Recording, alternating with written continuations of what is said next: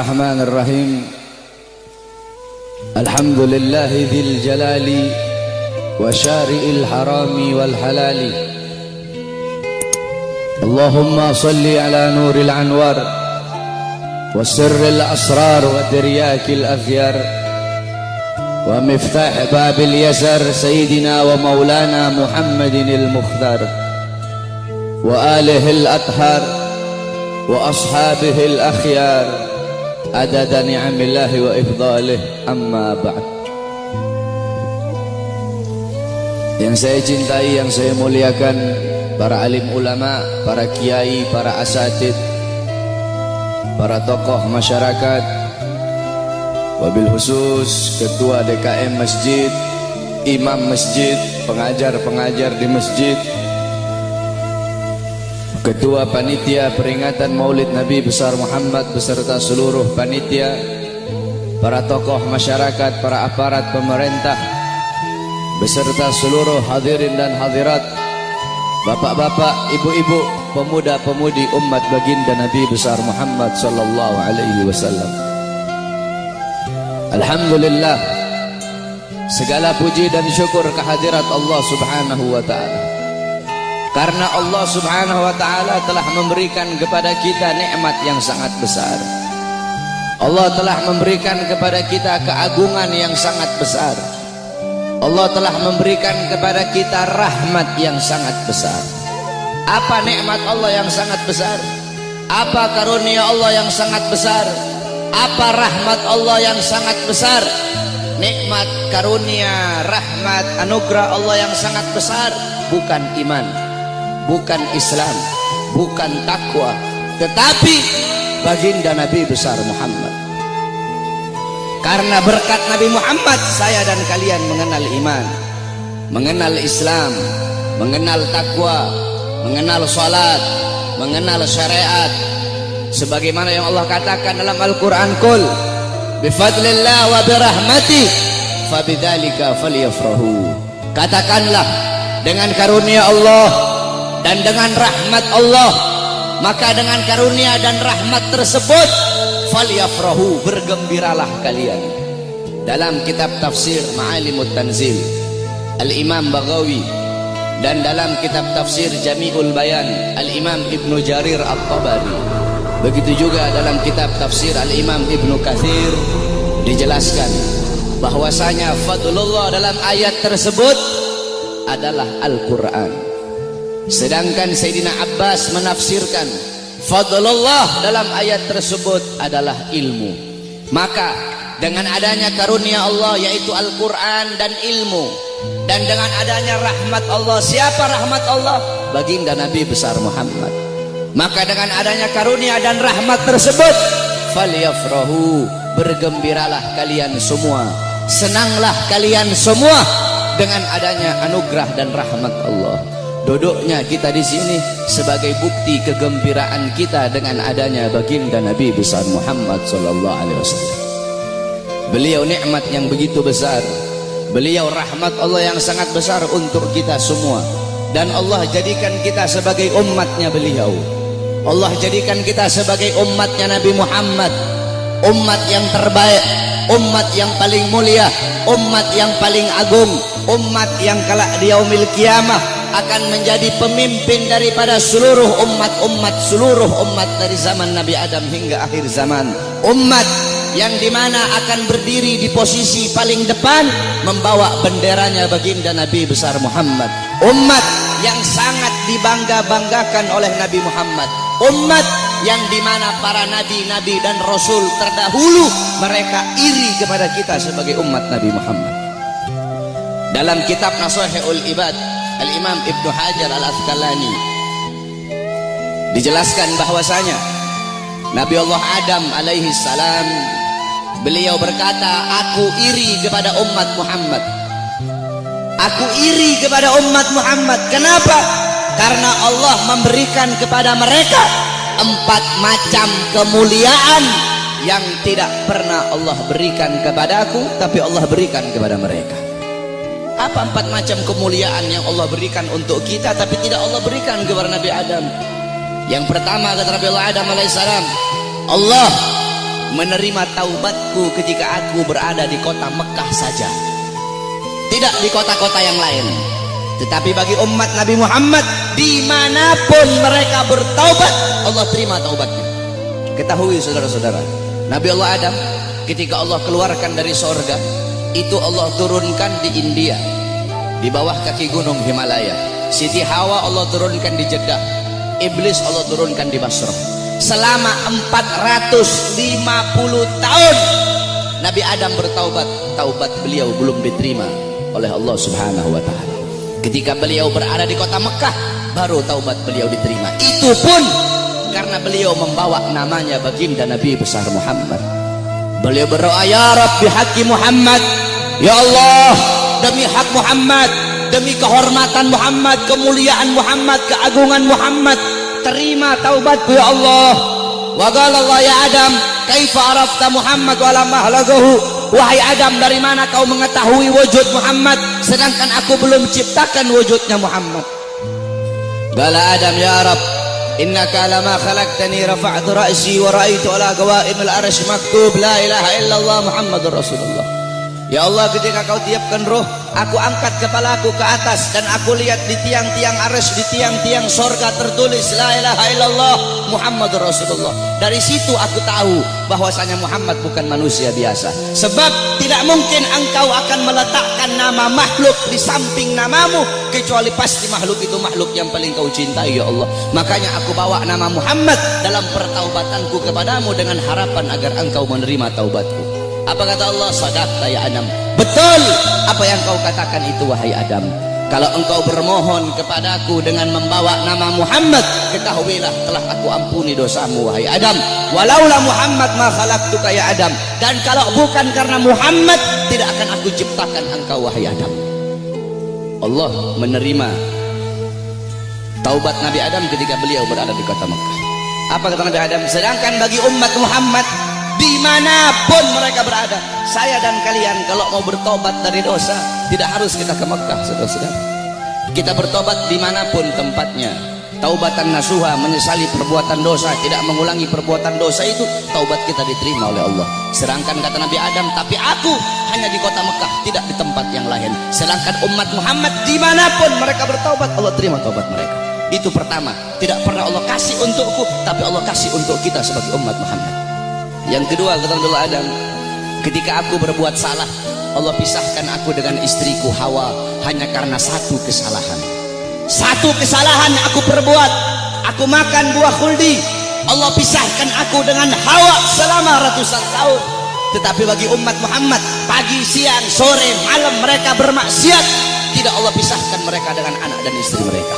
Aku cuma satu kali Allah pisahkan aku dengan Hawa. Umat Muhammad ribuan kali, jutaan kali bermaksiat, tidak Allah pisahkan mereka dengan anak dan istri mereka.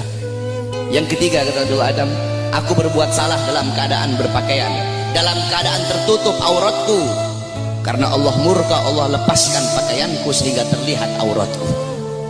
Tetapi bagi Muhammad kebalik, mereka berbuat dosa dalam keadaan telanjang, tapi tetap Allah kasih mereka pakaian. Aku berbuat salah dalam keadaan berpakaian, Allah lepaskan. Umat Muhammad mereka berbuat dosa dalam keadaan melepaskan pakaian, tapi tetap Allah kasih mereka pakaian.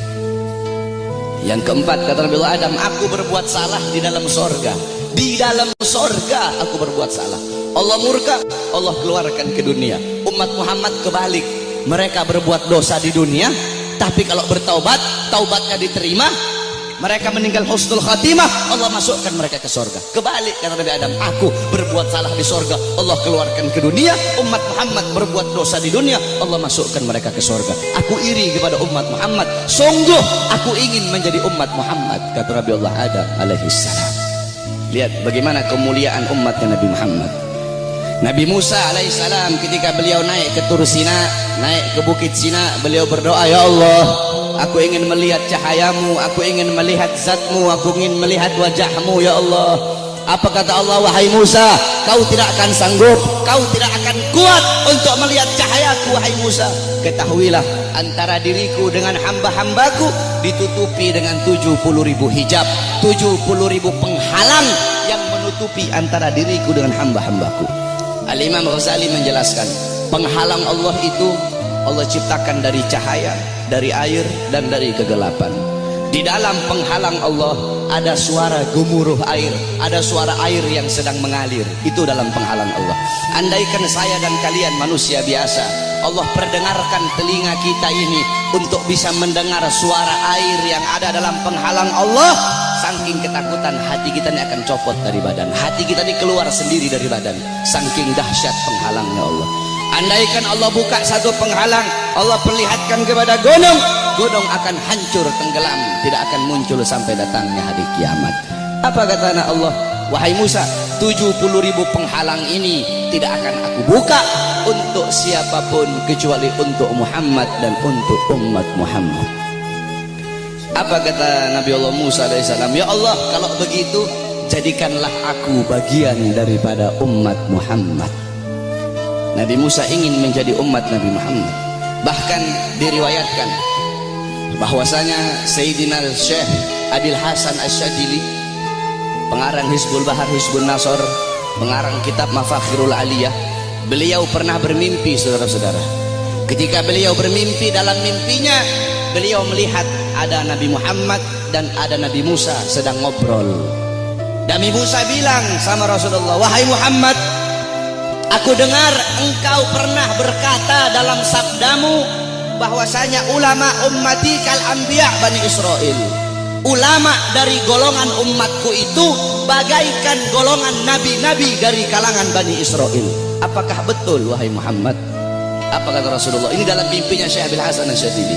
Apa kata Rasulullah? Iya betul, ulama umatku itu kepintarannya, kepintarannya itu sama seperti kepintaran nabi-nabi dari kalangan Bani Israel. Kata Nabi Musa, coba seperti apa sih ulama umatmu itu? Aku pengen lihat, coba. Nabi Muhammad memanggil Al-Imam Ghazali di dalam mimpinya Syekh Abil Hasan Asyadili. Imam Ghazali dipanggil oleh Nabi Muhammad. Nabi Muhammad bilang, ini salah satu daripada ulama umatku yang aku banggakan. Akhirnya kata Nabi Musa, siapa namamu? Kata Imam Ghazali apa?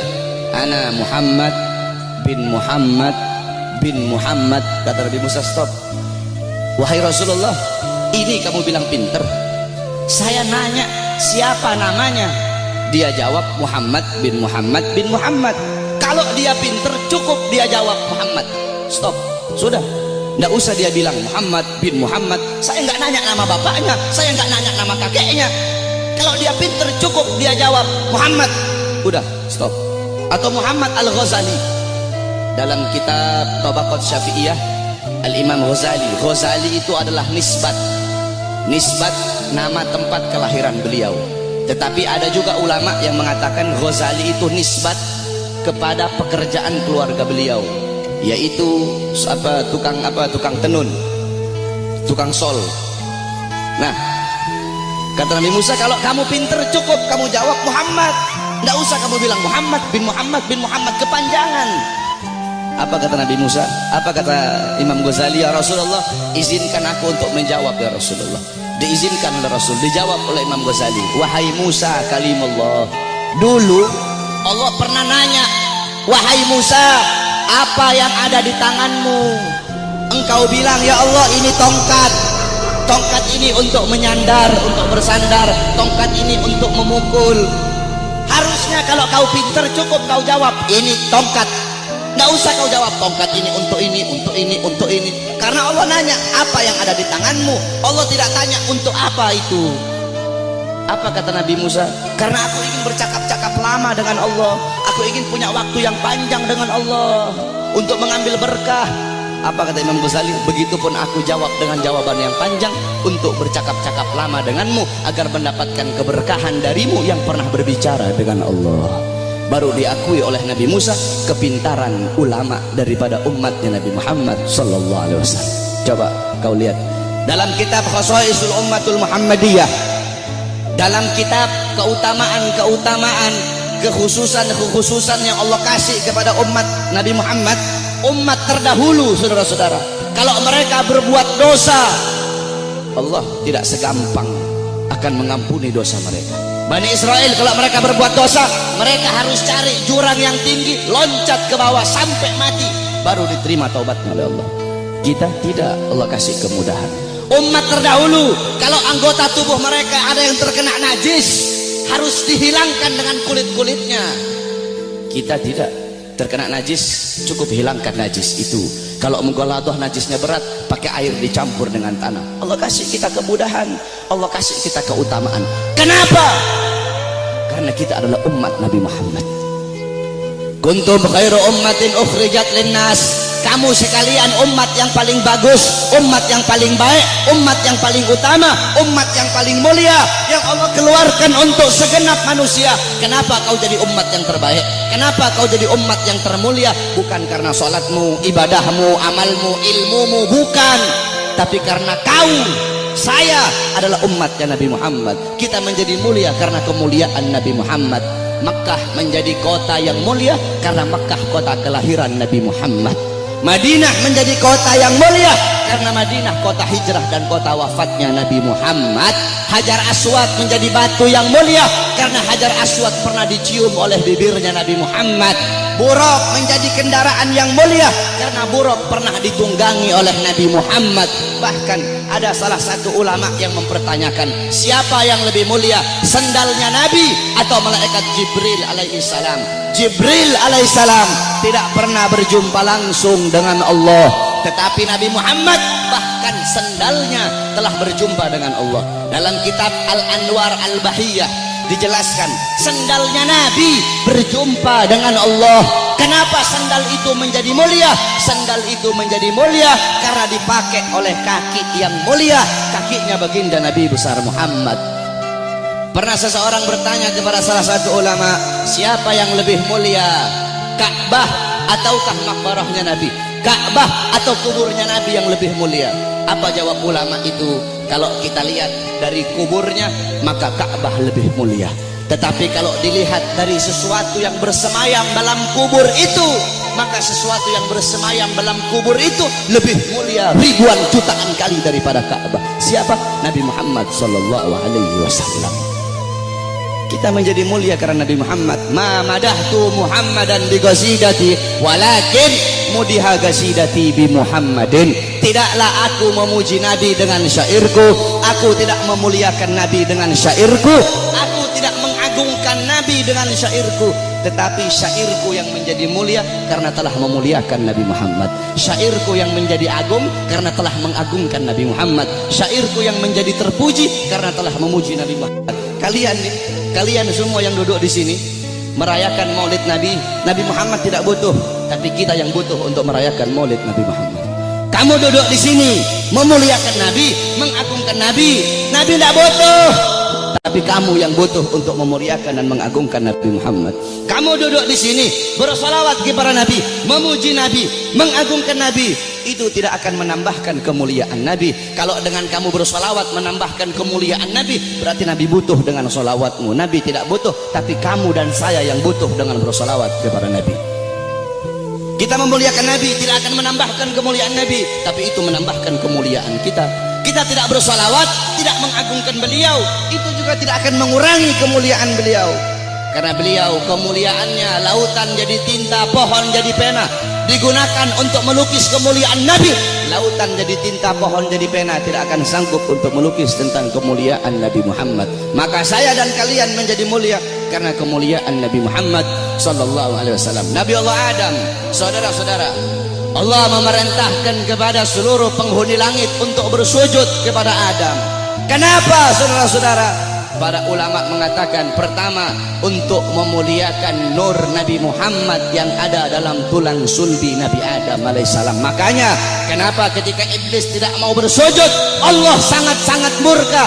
Allah tidak memandang Nabi Adamnya, tetapi yang Allah pandang nur Nabi Muhammad yang ada dalam tulang sulbi Nabi Allah Adam alaihissalam.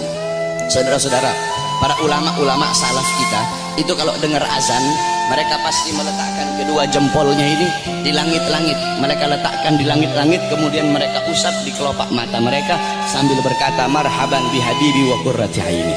Kenapa, saudara-saudara? Dulu Nabi Adam alaihissalam itu selalu dibuntuti oleh malaikat. Kemanapun Nabi Adam pergi diikuti oleh malaikat.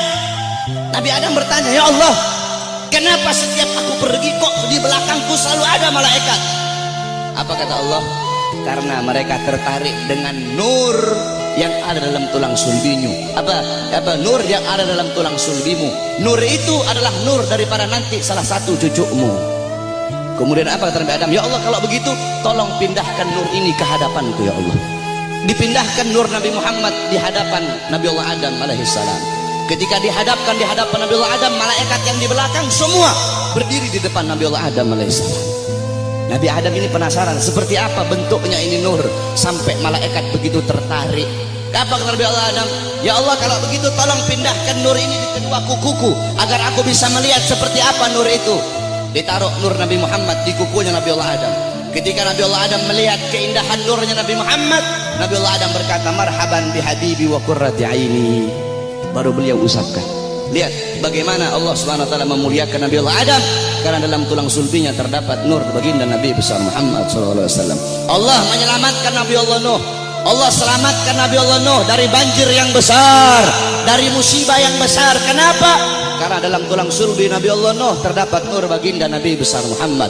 Allah selamatkan Nabi Allah Ibrahim alaihissalam dari api Namrud.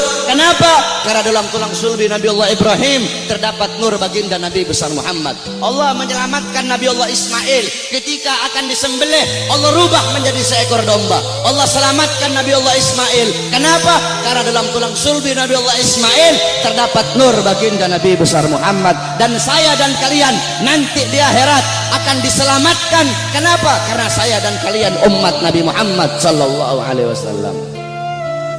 Oleh karena itu saudara-saudara, bagi kami para habaib, Maulid bukan hari raya, tapi bagi kami Maulid lebih mulia dan lebih agung daripada hari raya.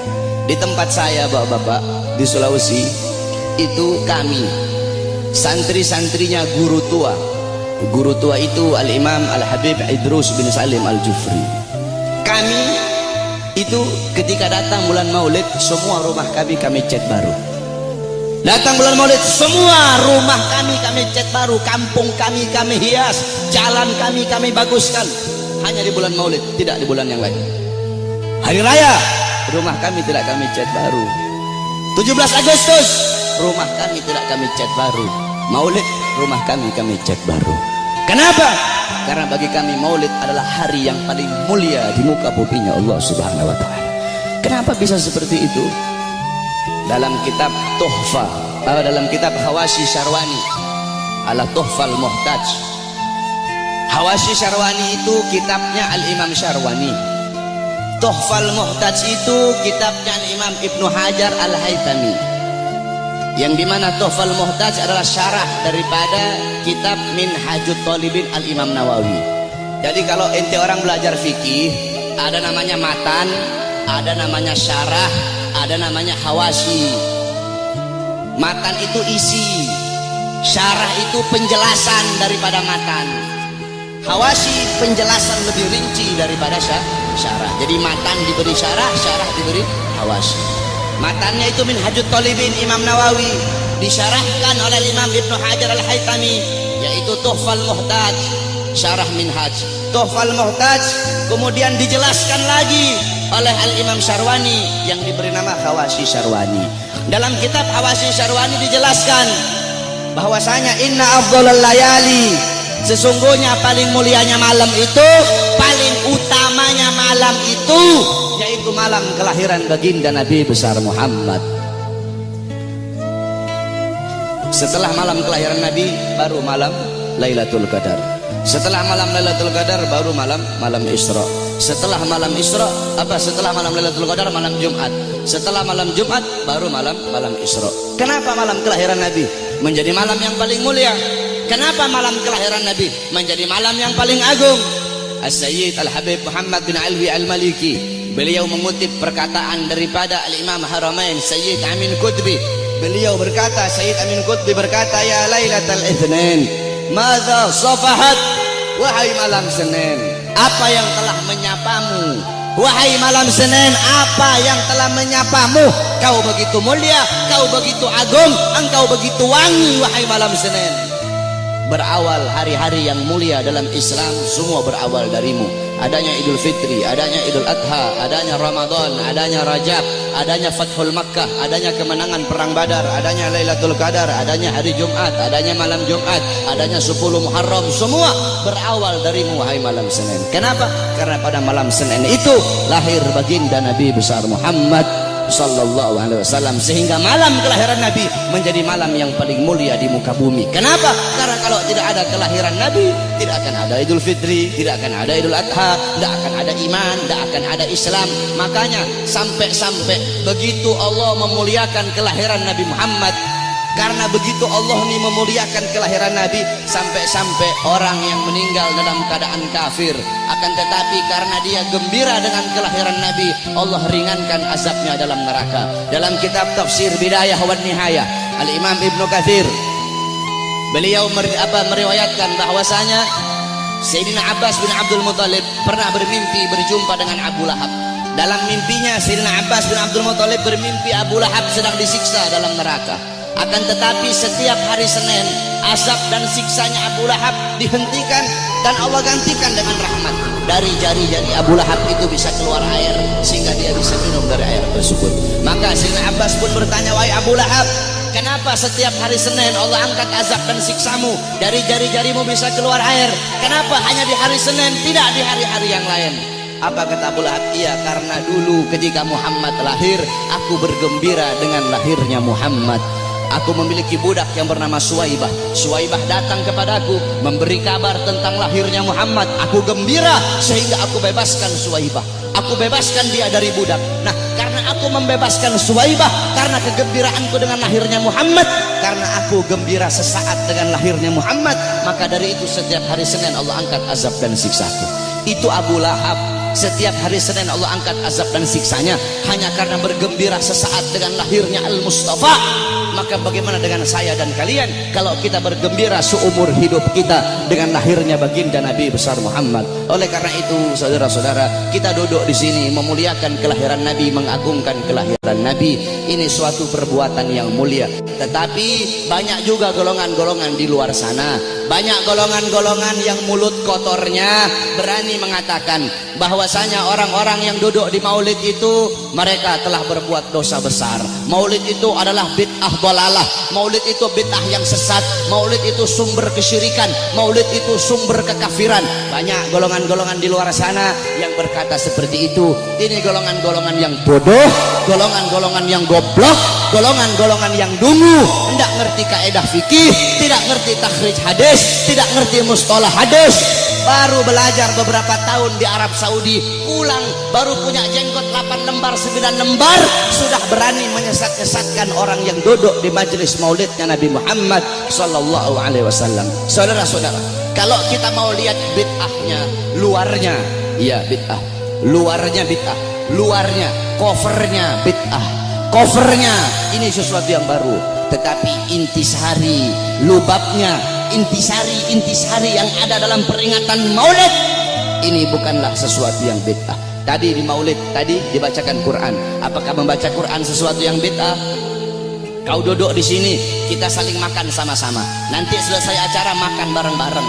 Dalam kitab dijelaskan Nabi Allah Ibrahim menjadi Khalilullah. Nabi Ibrahim itu jadi kekasih Allah karena 3 sebab. Pertama, Nabi Ibrahim lebih memilih perintah Allah daripada perintah selain Allah. Yang kedua, Nabi Ibrahim tidak pernah makan sendiri. Nabi Ibrahim itu kalau makan pasti bareng-bareng, pasti sama-sama. Kalau beliau cuma sendiri, beliau rela jalan kaki berkilo-kilo hanya untuk cari teman untuk makan sama-sama. Kita duduk di sini mengikuti sunnah Nabi Allah Ibrahim. Nabi Muhammad juga makannya selalu bersama-sama. Apakah ini sesuatu yang bid'ah? Tidak. Kita duduk di sini saling menyebarkan salam. Apakah menyebarkan salam sesuatu yang bid'ah? Nabi Muhammad berkata, afsus salam, sebarkan salam.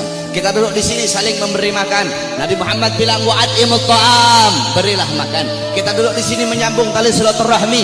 Kata Nabi Muhammad, wasilul arham, sambunglah tali persaudaraan. Kita duduk di sini mengenang Nabi Muhammad, menyebut-nyebut nama Rasulullah sallallahu alaihi wasallam. Bukankah dalam hadis riwayat Ad-Dailami dalam kitab musnad beliau, yaitu kitab yang bernama Al-Firdaus, qala Rasul, dzikrul anbiya minal ibadah, mengingat para nabi, mengingat para rasul itu adalah ibadah. dzikrus sholihin minal kafarah, dzikrul maut minas sadaqah, wa dzikrul kubur yuqarribukum minal jannah. Kata Nabi Muhammad, mengingat para nabi, mengingat para rasul, menyebut-nyebut nama mereka itu adalah ibadah. Kita duduk di sini menyebut Nabi Muhammad, mengingat Nabi Muhammad, mengenang Nabi Muhammad, membaca sirah beliau, tarikh beliau agar bisa mengambil iktibar, mengambil pelajaran dari kisah hidup beliau. Apakah ini sesuatu yang bid'ah? Tidak. Kita duduk di sini bersolawat kepada Nabi Muhammad. Bukankah Allah berkata, Innallaha wa malaikatahu yusholluna 'alan nabi ya ayyuhalladzina amanu shollu 'alaihi wa sallimu taslima. Apakah salawat sesuatu yang bid'ah? Tidak. Kita duduk di sini menuntut ilmu. Saya dan kalian duduk di sini untuk menuntut ilmunya Allah. Menuntut ilmu fardhatun. Menuntut ilmu hukumnya sangat-sangat wajib. Dalam kaidah dijelaskan, amrun bi syai' amrun bi wasailihi. Perintah terhadap sesuatu, maka perintah juga terhadap sarana atau prasyarat bagi orang-orang untuk melakukan sesuatu yang diperintahkan tersebut. Kalau seumpama naik ke atas ini wajib, maka yang mendorong kita untuk naik ke atas itu pun hukumnya wajib. Naik ke atas hukumnya wajib. Yang dorong ente naik ke atas apa? Tangga, maka tangga juga hukumnya wajib. Kalau ente naik ke atas hukumnya sunnah, maka tangga juga hukumnya jadi sunnah. Saudara-saudara, beli baju, membeli baju hukumnya apa? Mubah. Beli baju hukumnya mubah. Menutup aurat hukumnya wajib. Menutup aurat hukumnya wajib. Kamu sedang keluar dari rumah, tiba-tiba bajumu lepas, bajumu sobek atau bajumu lepas, kelihatan kamu punya aurat, kelihatan kamu punya aurat. Membeli baju hukumnya mubah, tapi ketika itu berubah menjadi wajib. Kenapa? Karena baju salah satunya yang menjadi syarat bagimu untuk bisa tutup kau punya aurat, sedangkan nutup aurat hukumnya wajib. Bersiwak hukumnya apa? Sunnah. Bikin kantong baju hukumnya apa? Bikin kantong baju hukumnya mubah. Bersiwak hukumnya sunnah. Bikin kantong baju hukumnya mubah. Kamu mau keluar rumah, kantong apa? Bajumu tidak punya kantong. Bajumu tidak punya kantong. Kalau tidak ada kantong tidak bisa kamu bawa. Kamu punya siwak. Sedangkan bersiwak hukumnya sunnah. Bikin kantong baju hukumnya mubah. Ketika itu berubah, bikin kantong baju hukumnya jadi sunnah. Kenapa? Karena kantong baju yang jadi syarat bagimu untuk bisa bawa kau punya siwak. Nah, menuntut ilmu hukumnya wajib, saudara-saudara. Maka ketika maulid menjadikan dirimu, mendorong dirimu untuk menuntut ilmu, maka ketika itu maulid pun hukumnya berubah menjadi wajib. Kalau maulid mendorong engkau untuk sedekah, sedekah hukumnya sunnah, maka maulid juga hukumnya menjadi sunnah.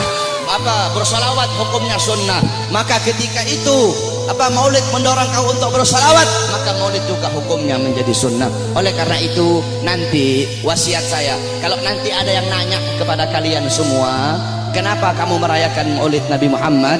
Jawab, saya merayakan maulid Nabi untuk memuliakan dan mengagungkan kelahiran Nabi. Siapa yang suruh memuliakan kelahiran Nabi? Siapa yang suruh mengagungkan kelahiran Nabi? Yang suruh adalah Allah. Ayat tadi itu, qul bi fadlillah wa bi rahmati fabidzalika falyafrahu. Katakanlah dengan anugerah dan rahmat Allah, dengan rahmat itu falyafrahu, gembira kalian, senanglah kalian dengan adanya karunia dan rahmat Allah Subhanahu wa taala. Saudara-saudara, ada beberapa ibadah yang sengaja dikaitkan dengan sejarah. Contohnya haji. Haji itu ibadah wajib, sengaja dikaitkan dengan sejarah Nabi Allah Ibrahim, mulai dari wukuf, tawaf, sa'i, melempar jumrah, sehingga ibadah haji menjadi ibadah wajib. Berpuasa pada tanggal 10 Muharram.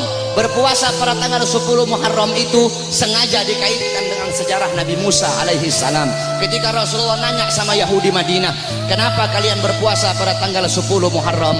Kata Yahudi Madinah, karena kami bersyukur atas selamatnya Nabi Musa dari kejaran tentara Fir'aun.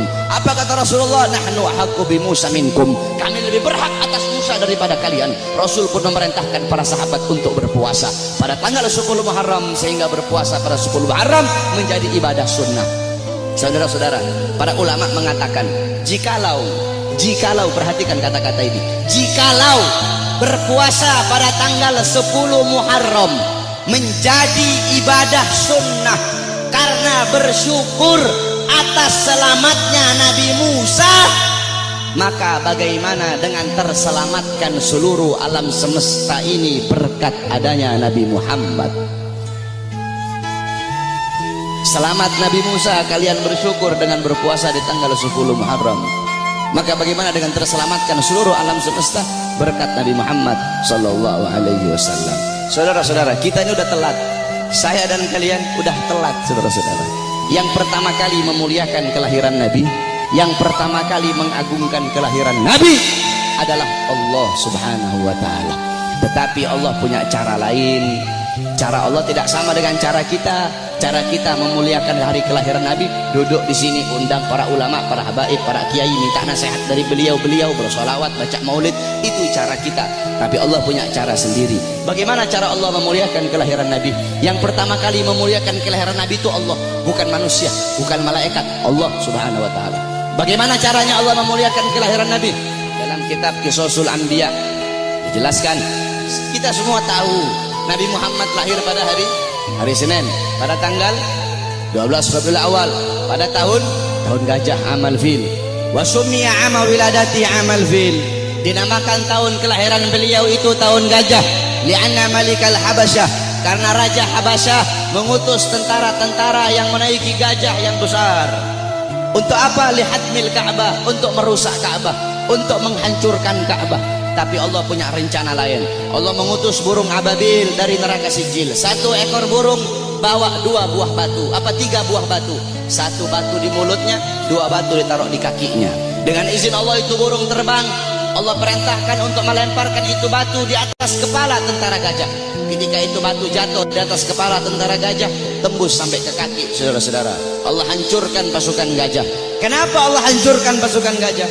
Ikraman, untuk memuliakan dan mengagungkan kelahiran baginda Nabi besar Muhammad sallallahu alaihi wasallam. Padahal bagi Allah tidak mustahil kalau Allah mau hancurkan pasukan gajah sebelum mereka nyerang, bisa Allah hancurkan. Tapi kenapa Allah hancurkan ketika mereka menyerang Ka'bah? Untuk memuliakan kelahiran dan keagungan, untuk mengagungkan kelahiran baginda Nabi besar Muhammad. Siapa saudara-saudara yang merobohkan istana Romawi? Ketika Nabi Muhammad lahir, istana Romawi roboh.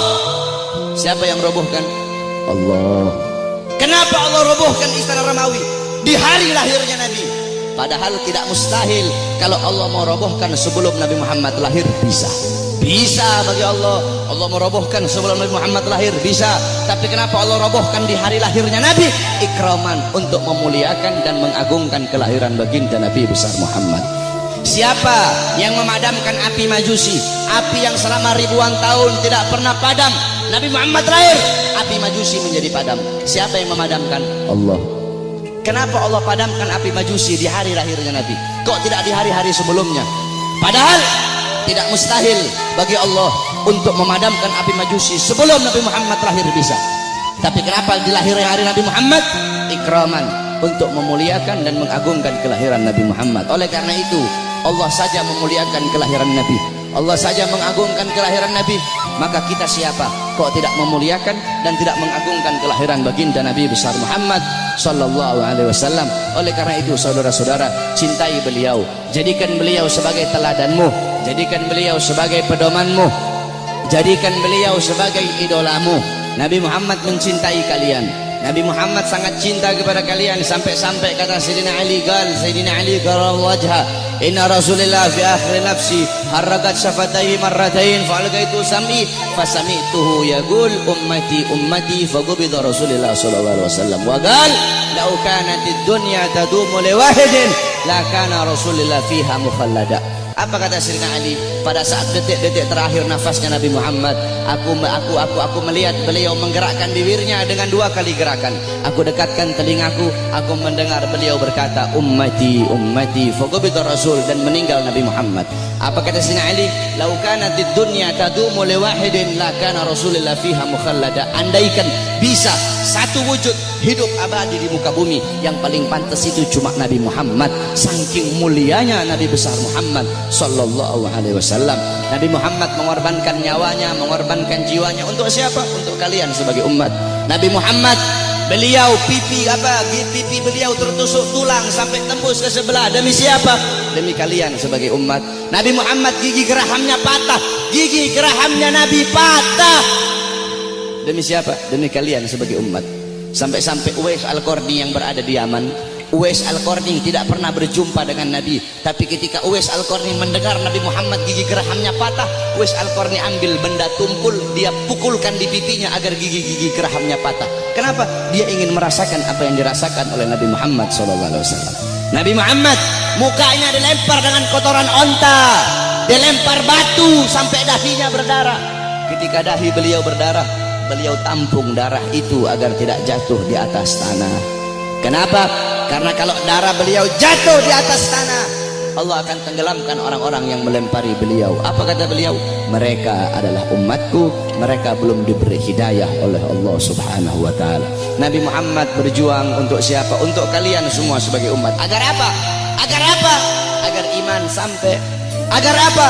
Agar Islam sampai. Agar apa? Agar masjid sampai. Agar apa?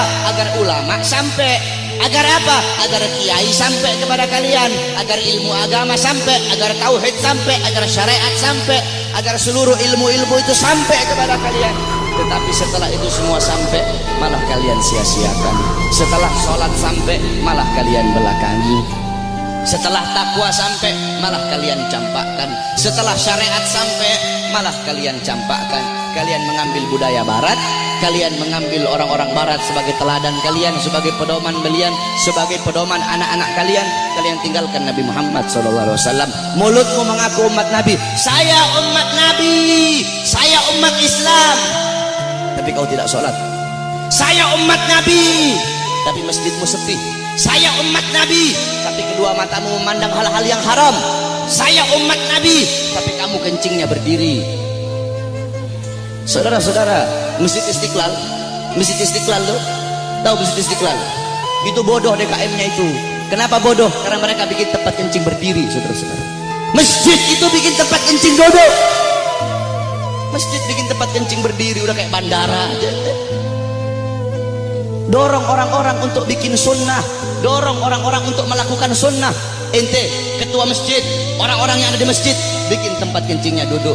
Adapun orang yang masuk ke dalam itu kencingnya berdiri atau duduk, urusan mereka. Yang penting kamu telah dorong mereka untuk mengikuti sunnah. Sufyan Ats-Tsauri, tahu Sufyan Ats-Tsauri? Ats-Tsaur itu banteng. Kenapa Sufyan Ats-Tsauri dipanggil banteng? Karena dia masuk ke masjid itu mendahulukan kaki kiri, sehingga terdengar suara ya Tsaur qaddimul yumna. Hei banteng, dahulukan kaki kananmu. Ditegur saudara-saudara. Engkau mengaku apa? Engkau mengaku umat Nabi, tapi kedua tanganmu tidak pernah memberi makan golongan-golongan yang dicintai oleh Nabi. Siapa golongan yang dicintai oleh Nabi? Anak yatim, fakir miskin, para janda-janda. Kau ngaku cinta Nabi, tapi kau tidak pedulikan mereka. Kau biarkan mereka dalam keadaan lapar, kau biarkan mereka dalam keadaan teraniaya, sedangkan mereka golongan yang sangat dicintai oleh Nabi Muhammad SAW. Engkau mengaku umat Nabi, tapi kau biarkan besok anak-anakmu merayakan Valentine. Engkau ngaku umat Nabi, tapi kalian para orang tua biarkan anak-anak gadis kalian membuka aurat. Saudara-saudara, makanya jangan heran bapak-bapak yang ada di sini, pasti rata-rata kebanyakan anak-anak kalian kalau cium tangan kepada kalian bukan di hidung, cium tangan kalian di pipi, cium tangan kalian di dahi, itu masih mending kena. Ada yang sampai nggak kena udah dilepas. Padahal harusnya seorang anak itu cium tangan di bawah hidung, bukan di atas hidung. Cium tangan di bawah hidung, kemudian dihirup udara tangan itu, tangan orang tua. Begitu cara anak-anak cium tangan. Tapi kenapa anak-anakmu cium tangan di pipi, anak-anakmu cium tangan di dahi? Karena kalian sebagai orang tua tidak pernah mendidik anak-anak kalian dengan didikannya Nabi Muhammad SAW.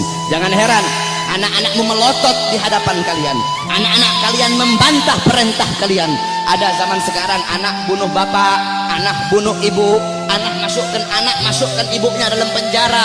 Jangan kau salahkan, kenapa kalian sebagai orang tua tidak pernah mendidik anak-anak kalian dengan didikan agama. Laisal mar'u yuladu aliman, tidak ada seseorang dilahirkan dalam keadaan alim, tidak ada. Saudara-saudara, kewajiban kalian sebagai orang tua untuk mendidik anak-anak kalian dengan didikan agama. Bapak-bapak zaman sekarang sibuk cari uang, sibuk cari harta. pagi siang sore malam keluyuran cari uang. Untuk apa? Untuk ngasih makan jasmani anak-anaknya. Untuk apa? Untuk memberi makan jasmani anak-anaknya. Tetapi lupa kalian beri makan jiwa, hati, dah apa? Jiwa anak-anak kalian, hati anak-anak kalian, ruh anak-anak kalian, lupa kalian kasih makan. Apa makanan hati bagi anak-anak kalian? Makanan hati bagi anak-anak kalian adalah ilmu. Hati 3 hari tidak kena ilmu, hati itu mati. Maka tanyakan kepada diri kalian sebagai orang tua, telah berapa lama kalian menjadi sebab hati anak-anak kalian mati? Kenapa anakmu kenapa anakmu tidak kau masukkan pondok? Kenapa anakmu tidak kau masukkan pesantren? Kenapa anakmu tidak kau ajarkan Quran? Kenapa kau lebih pentingkan SD-nya, SMP-nya, SMA-nya? Bukan berarti tak boleh sekolah SD, tak boleh sekolah SMP, tak boleh sekolah SMA. Tak apa-apa sekolahkan anakmu SD, SMP, SMA. Tetapi agama jangan kau belakangi, Al-Qurannya jangan kau belakangi. Kenapa anakmu tidak mondok? Aduh, saya lebih milih sekolah. Kalau nanti anak saya mondok, bagaimana masa depannya nanti? Orang tua goblok itu kalau ada yang seperti itu, saudara-saudara. Kalau anak saya mondok, anak saya jadi ustad, anak saya jadi Quran, jadi ahli Quran, gimana masa depannya nanti? Gimana nasibnya? Orang tua goblok itu kalau ada yang seperti itu, saudara-saudara. Kau lihat zaman sekarang, SD, SMP, SD udah tahu mabok, SD udah tahu melacur, SD udah tahu zina. Itu SD. Bagaimana SMP-nya? Itu SMP. Bagaimana SMA-nya, saudara-saudara? Jangan kau pentingkan pendidikan dunia anak-anakmu, tapi lebih pentingkan pendidikan akhirat anak-anakmu. Didik dengan didikan Nabi. Adabani Rabbi fa ahsana ta'dibi. Allah yang mendidikku, Allah yang mengajariku, sehingga sebaik-baiknya pendidikan adalah pendidikanku. Nanti ini tanggal 13, besok tanggal 14. Kau lihat yang paling banyak merayakan Valentine di jalan-jalan, saudara-saudara. Yang paling banyak merayakan Valentine bukan orang Kristen. Yang paling banyak merayakan Valentine bukan orang Buddha, bukan orang Hindu, bukan orang Katolik, bukan Yahudi, bukan Nasrani. Yang paling banyak merayakan Valentine di Indonesia adalah anak-anak kita, saudara-saudara, anak-anak Islam, putra-putri Islam, putra-putrimu yang paling banyak merayakan Valentine. Valentine itu adalah harinya orang-orang Romawi. Valentine itu adalah mengenang kematian si Santa Valentino atau siapa itu namanya orang-orang Romawi itu. Man tasyabbaha biqaumin fahuwa minhum. Kata Rasulullah, barang siapa yang mengikuti suatu kaum, maka dia sama dengan kaum tersebut. Engkau mengikuti orang Romawi, engkau mengikuti orang Barat, engkau mengikuti orang kafir, mengikuti budaya mereka, mengikuti adat istiadat mereka, mengikuti hari-hari besar mereka, engkau sama seperti mereka. Mereka dilaknat, engkau pun akan dilaknat oleh Allah Subhanahu wa taala. Memang betul kata Nabi Muhammad. Nabi Muhammad sallallahu alaihi wasallam, beliau pernah bersabda, la taqumus saah. Kata beliau, tidak akan terjadi hari kiamat, kata beliau, hatta sehingga kata beliau, ta'khuda ummati, umatku itu mengambil jejak, umatku itu mengikuti jejaknya siapa? Jejaknya orang-orang sebelum mereka, jejak orang-orang sebelum mereka, kata Nabi Muhammad sallallahu alaihi wasallam. Shibran bi shibrin, sejengkal demi sejengkal, kata Nabi Muhammad. Wa dhira'an bi dhira'in, sehasta demi sehasta, kata Nabi Muhammad. Fakila, kemudian ada di situ salah satu sahabat yang berkata, ya Rasulullah, maksudnya maksudnya kurun golongan-golongan sebelum mereka itu, apakah mereka ya Rasulullah, kata salah satu sahabat, apakah orang Persia, Warum, dan orang-orang Romawi?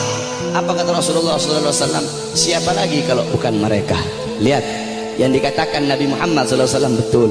Nanti ada nanti kiamat tidak akan terjadi, kiamat itu tidak akan datang nanti sebelum umatku itu sampai, sehingga umatku akan mengikuti orang-orang Romawi dan orang-orang Persia, baik gaya pakaian mereka, mengikuti hari-hari besar mereka, kata Rasulullah sallallahu alaihi wasallam. Maka ketika itu sudah terjadi, berarti itu adalah salah satu daripada tanda-tanda kiamat. Oleh karena itu, saudara-saudara sekalian yang dimuliakan oleh Allah, didik kau punya anak-anak dengan didikan Nabi Muhammad. Begitu juga ibu-ibu zaman sekarang ini, mereka tahu di mana letak kursi mereka, di mana letak dapur mereka, di mana letak tempat make up mereka, tapi mereka tidak tahu. Di mana letak anak-anak perempuan mereka? Anak-anak perempuan kalian biarkan berjalan dengan laki-laki yang bukan muhrim. Anak-anak perempuan kalian biarkan telanjang. Anak-anak perempuan kalian biarkan membuka aurat. Saudara-saudara, Hadramaut melahirkan para aulia. Bumi Hadramaut itu melahirkan para wali, melahirkan para aulia, fuqaha, ulama. Kenapa? Itu tidak terlepas dari wanita-wanita yang ada di sana. Bagaimana wanita yang ada di sana? Wanita yang ada di sana seumur hidup mereka cuma keluar 3 kali. Seumur hidup mereka keluar cuma 3 kali. Pertama, ketika mereka masih kecil keluar bersama bapaknya. Kedua, ketika mereka sudah menikah keluar, diambil oleh suaminya, keluar dari rumahnya. Ketiga, ketika mereka mati keluar, diantar ke kuburnya. Itu seumur hidup 3 kali mereka keluar rumah. Makanya jangan heran kenapa wanita-wanita di sana melahirkan wali-wali, melahirkan orang-orang soleh, melahirkan wali songo yang datang bawa Islam ke Indonesia berasal dari sana. Kenapa? Itu tidak terlepas dari kesolehan, ketaatan, kezuhudan wanita-wanita yang ada di sana. Oleh karena itu para wanita-wanita, para istri-istri, ibu-ibu, jadikan Sayyidatuna Fatimah, Sayyidatuna Khadijah, Sayyidatuna Aisyah, Ummu Salamah, Ummu Aiman, Ummu Sulaim, Siti Khansa, Siti Mutiyah, wanita-wanita di zaman Nabi, wanita-wanita mulia. Jadikan beliau-beliau sebagai uswahmu, sebagai teladanmu, sebagai pedomanmu, agar kau bisa mendidik anak-anakmu dengan didikan Nabi Muhammad. Insya Allah dengan duduknya kita di sini, Allah kasih kita keberkahan, Allah kasih kita Allah kasih kita maghfirah, Allah kasih kita rahmat. Kita bermalam-malaman di sini untuk Nabi Muhammad. Insya Allah kedua mata kita Allah halalkan kelak di yaumil qiyamah untuk memandang wajah indah baginda Sayyidina Muhammad sallallahu alaihi wasallam. Amin amin ya rabbal alamin. Ingat saudara-saudara, tidak ada kata capek untuk Nabi, tidak ada kata mahal untuk Nabi Muhammad. Oh saya bikin maulid ini, aduh bagaimana ini, pusing saya nyari dana. Tidak ada kata mahal untuk Nabi Muhammad. Untuk Nabi triliunan itu tidak ada harganya. Kau bikin maulid, kalian nih takmir masjid bikin maulid, jangankan habis 1 triliun, kalian habis 100 triliun, itu murah untuk Nabi Muhammad sallallahu alaihi wasallam. Tidak ada kata mahal untuk Nabi Muhammad. Saudara-saudara, Nabi Muhammad, Sayyidatuna Khadijah semua hartanya habis. Sayyidina Utsman, Sayyidina Umar, Sayyidina Abu Bakar, sampai-sampai sebelum Sayyidatuna Khadijah meninggal, apa kata beliau? Wahai suamiku, hartaku semua sudah habis. Nanti kalau aku mati nih, kamu butuh uang, kau gali kuburku, ambil tulang-tulangku, kau jual untuk Islam. Sampai segitunya, tidak ada kata mahal. Nah ini kita kadang untuk Nabi kita capek, untuk Nabi ayo udah kemalaman nih, tidak ada kata kemalaman untuk Nabi. Aduh mau ngaji, aduh hujan nih, tidak ada kata hujan untuk Nabi Muhammad. Aduh mau pergi maulid jauh, tidak ada kata jauh untuk Nabi Muhammad. Kemudian jadi banci ente, untuk Nabi capek, untuk Nabi jauh, tidak ada kata jauh untuk Nabi Muhammad. Pakai gaya-gaya, pakai baju my trip, my adventure, tetapi hadir-hadir di maulid nggak mau, sholat ke masjid nggak mau. Banci itu, bukan laki-laki itu saudara-saudara. Oleh karena itu sekali lagi, para anak-anak muda, jadilah kalian anak-anak muda yang baik, jadi kalian anak-anak muda yang bagus. Jangan kau ikut orang-orang Yahudi, jangan kau ikut orang-orang Nasrani. Mereka nak bakal bikin kau baik, mereka nak bakal bikin kau bagus, mereka bakal bikin kau buruk, mereka bakal bikin kau terjerumus ke dalam kezaliman, terjerumus ke dalam maksiat, mungkarat, dhalalat, sayyiat. Karena apa saudara-saudara? Nasib desamu nih, nasib kampungmu semua ini ke depan, nasib masjid ke depan, desamu ke depan, itu tergantung anak-anak muda. Kalau anak-anak mudamu baik, ke depan kampungmu jadi kampung yang baik. Tapi kalau anak-anak mudamu rusak, anak-anak mudamu bangsat, ke depan kampungmu akan jadi kampung yang bangsat. Kalau negara sekarang ini anak-anak mudanya baik, kenal Nabi, ke depan negara ini akan jadi negara yang baik. Tapi kalau anak-anak mudanya narkoba, anak-anak mudanya judi, anak-anak mudanya melacur, anak-anak mudanya mabuk, ke depan ini negara akan jadi negara bangsat saudara-saudara. Tetapi kita berdoa kepada Allah, semoga Allah jadikan ini negara-negara aman, ini negara jadi negara yang baik, jadi negara yang makmur.